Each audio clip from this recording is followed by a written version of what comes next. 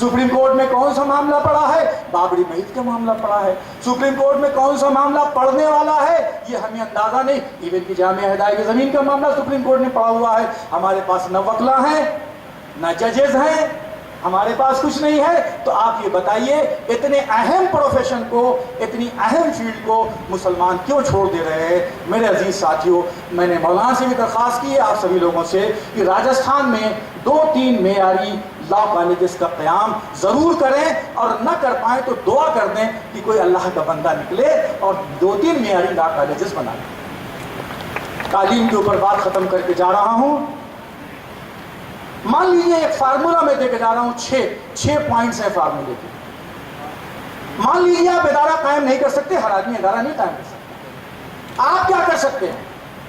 جو پیسے والے لوگ ہیں وہ اپنی زندگی میں ایک بچے کو اڈاپٹ کر لیں, ایک بچے کو اڈاپٹ کرنے کی پوری زندگی اس کی تعلیم کی کفالت ہم کریں. اگر وہ بھی نہ کر سکیں تو اس سے کم پیسے والے لوگ یہ طے کر لیں کہ پوری زندگی کی فیس اور کپڑا ہم اس کا دے دیں گے. اگر وہ بھی نہ کر سکیں, اس سے نیچے آ جائیں, تو کسی ایک کورس کو طے کر لے کہ یہ کورس اگر بچہ جوائن کرے گا تو میں اس کی فیس دے دوں گا. وہ بھی نہ کر سکے تو کم سے کم بچے کی 1 سال کی فیس دے دیں. وہ بھی نہ کر سکے تو ایڈمیشن فیس دے دیں. وہ بھی نہ کر سکے تو ایڈمیشن فیس کے وقت جو کتابیں اور بستہ آتا ہے وہ دے دیں.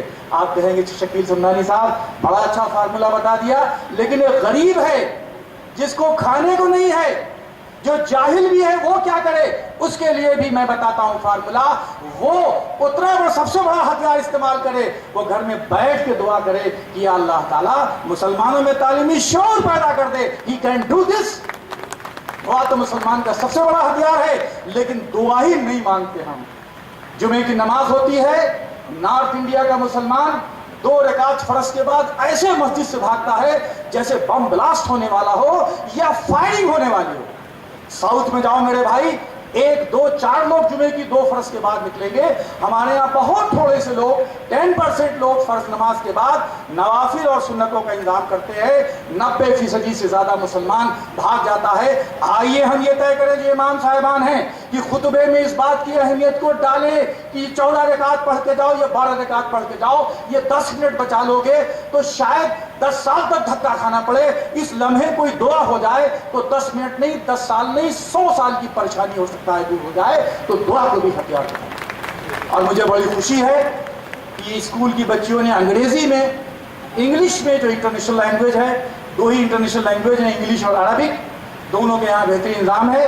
مبارکباد دیتا ہوں میں مولانا فضل الرحیم مجددی صاحب کو, ان کی ٹیم کو, پرنسپل صاحبہ کو اور اناؤنسر صاحبہ, میں کسی کا نام نہیں یاد کر پا رہا ہوں, لیکن ان سب لوگوں کو میں مبارکباد دیتا ہوں.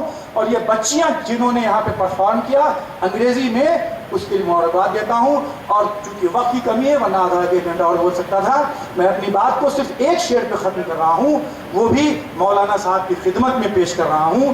ان کے کام کو دیکھتے ہوئے کہہ رہا ہوں, انہی کی طرف منسوب ہے شعر کہ جو مل رہی ہے مجھ کو اس عزت کو دیکھ کر. ہم لوگ اتنی دور سے ایسے تھوڑی آ گئے, مولانا کا حکم تھا تو آ گئے. جو مل رہی ہے مجھ کو اس عزت کو دیکھ کر حیران کیوں ہو تم میری شہرت کو دیکھ کر. جو مل رہی ہے مجھ کو اس عزت کو دیکھ کر حیران کیوں ہو تم میری شہرت کو دیکھ کر. جو کچھ ہے میرے پاس میرے رب کی ہے عطا, وَتُو عِزُّ مَن تَشَاءُ وَتُو ذِلُّ مَن تَشَاءُ. معزز سامعین, آپ نے مجھے سنا, وقت کم ہے اس لیے میں اپنی بات کو یہیں پر ختم کر رہا ہوں. اور اللہ سے دعا کرتا ہوں کہ ہم سب کو اللہ تعالیٰ اخلاص پیدا کرے, اور جس مقصد سے ہم لوگوں کو بھیجا گیا دنیا میں اس مقصد کو ہم لوگ پورا کریں.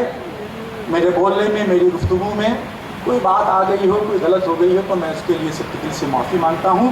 آپ لوگ مجھے معاف کریں. وآخر دعوانا الحمدللہ رب العالمین.